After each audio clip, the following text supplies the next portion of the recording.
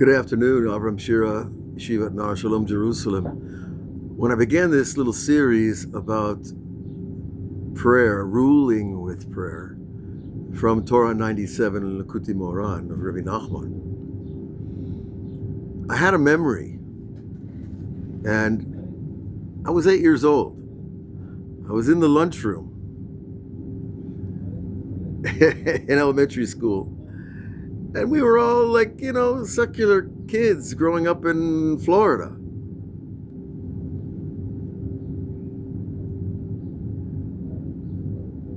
And a little boy, the only one amongst 600 kids, opened up his lunch, closed his eyes, put his hands together, and said a prayer over his food.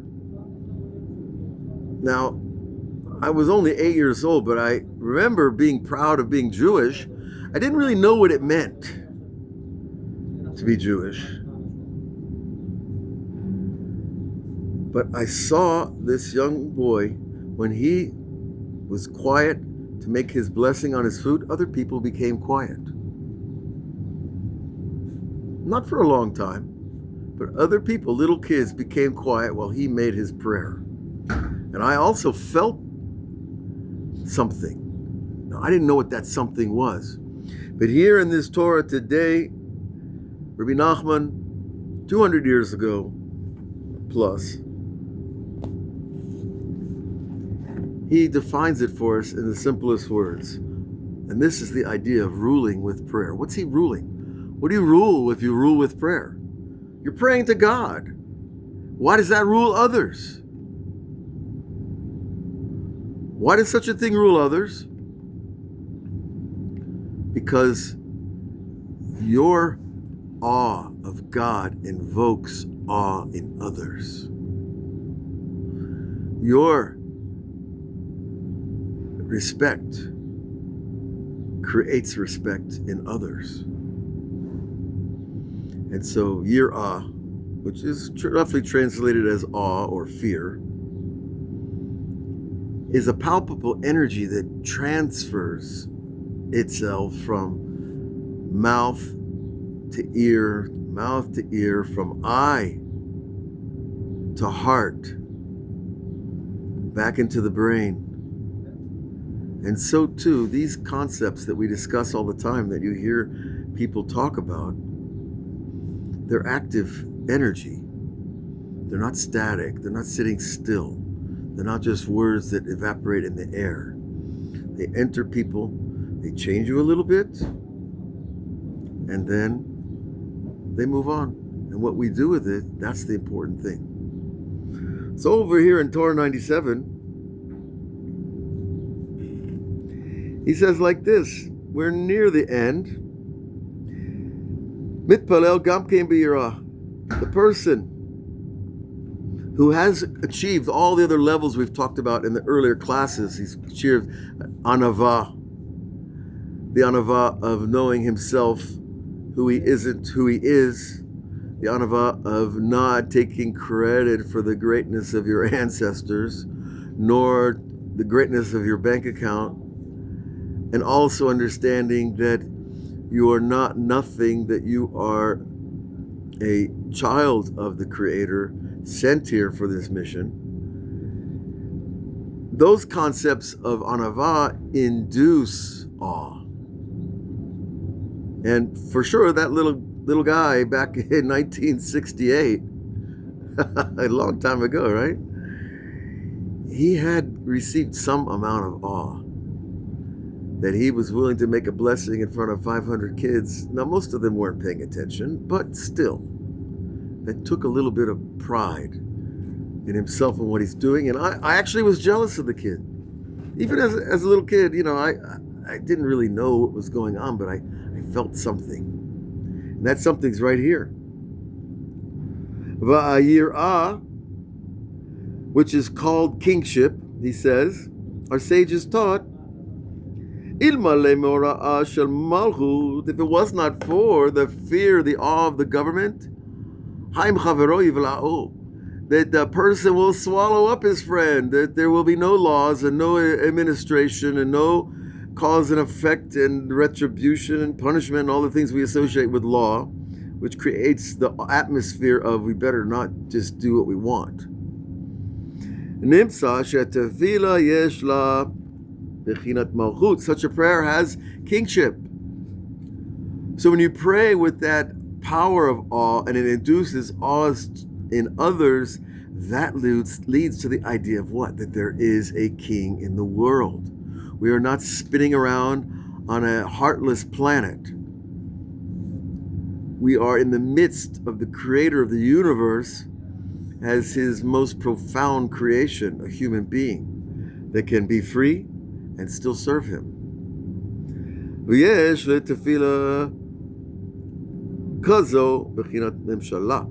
And so such a prayer that has that awe, that comes from that humility, that leads to that idea of kingship, also has this power of rulership, memshalah. Memshalah is the government, but their power is to make laws and to enforce them. That's memshalah. Now, where's enforcing? Nobody's. You walk into synagogue, and someone's getting. Well, they might enforce the dress code. Maybe change your baggies and your tank top before you go into the synagogue. But the enforcement of what is the enforcement of prayer of kingship? Well, that's where personal boundaries, which is something I work with a lot in therapy with my clients and myself and family. Constantly renewing borders are part of our growth. Because a border is where you say, I'm into here. These are things I do, these are things I don't do. And these are things I accept, and things I don't accept.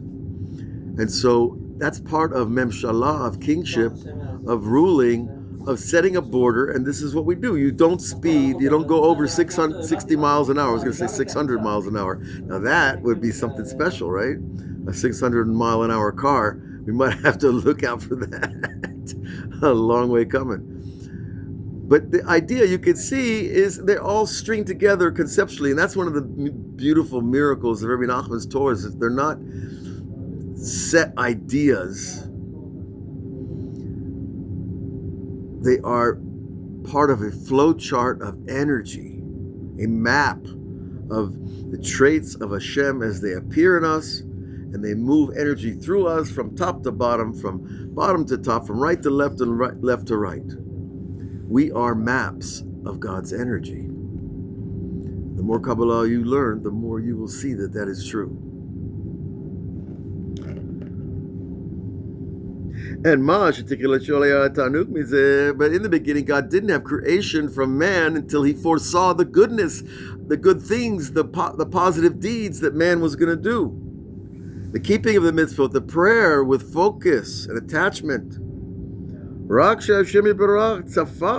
Then Hashem saw it from a distance. Tzaddikim would pray that way. And then the world was created with 10 statements. In other words, there was no need for God to create the world.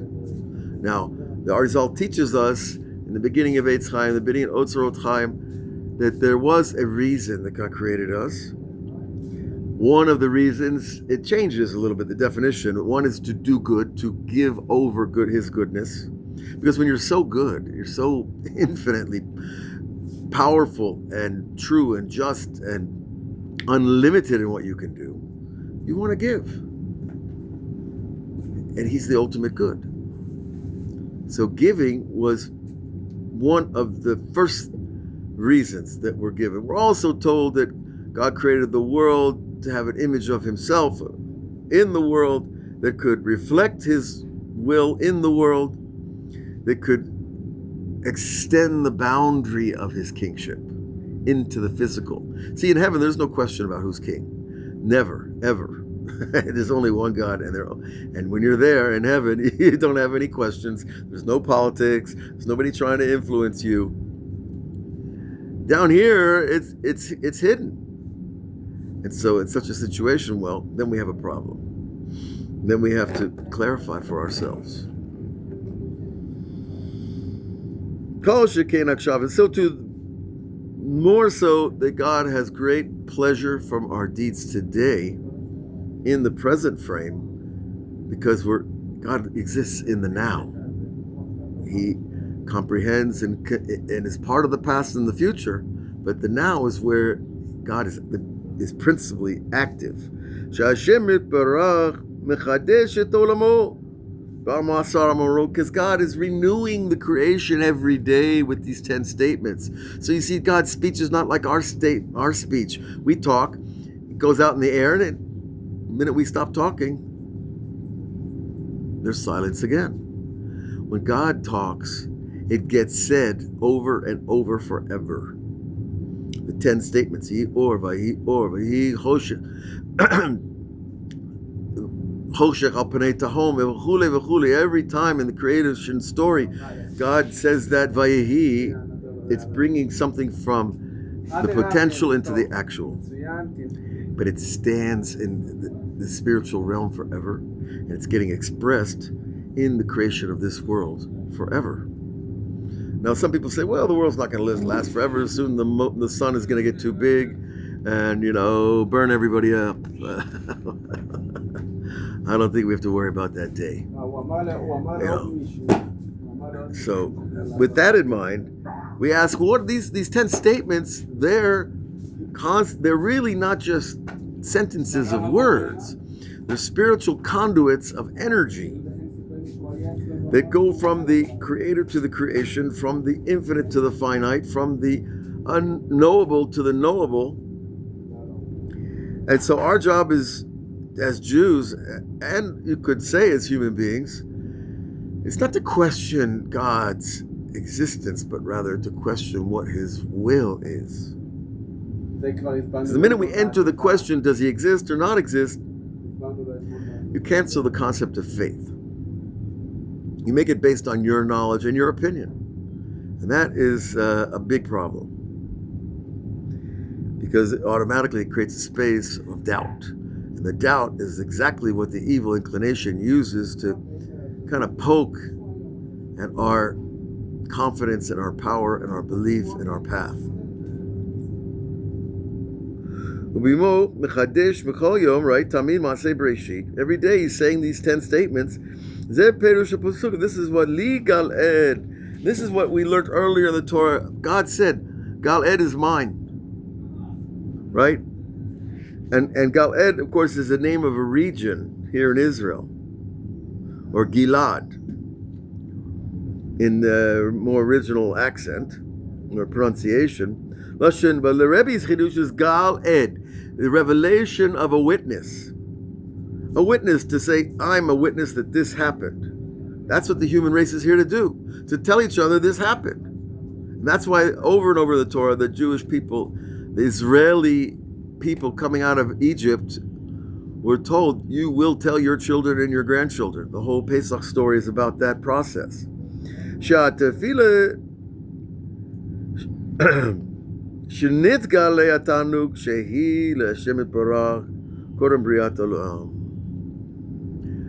That there would be a revelation of God's pleasure before He even created the world.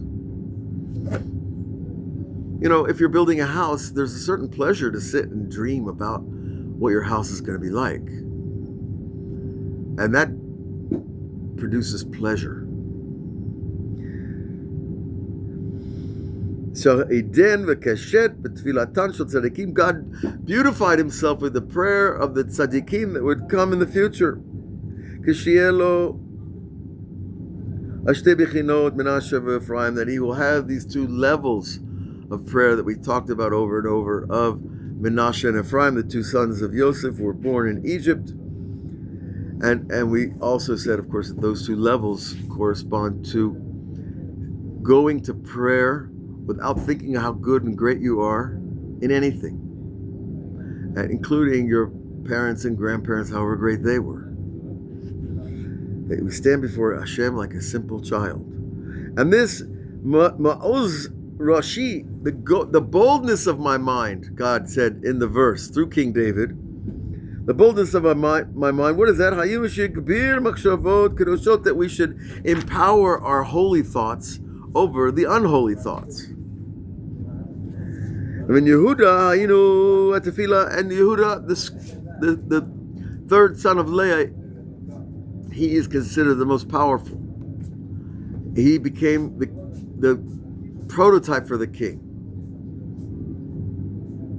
Reuven, Shimon, Levi, Yehuda is the fourth son, of Leah.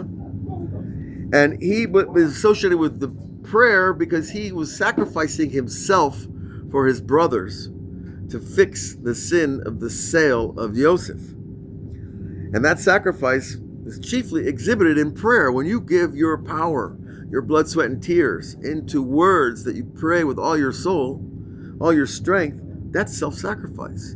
And that's what a king needs to be. And it is written about this, Mechokeki, he is God's engraver, so to speak.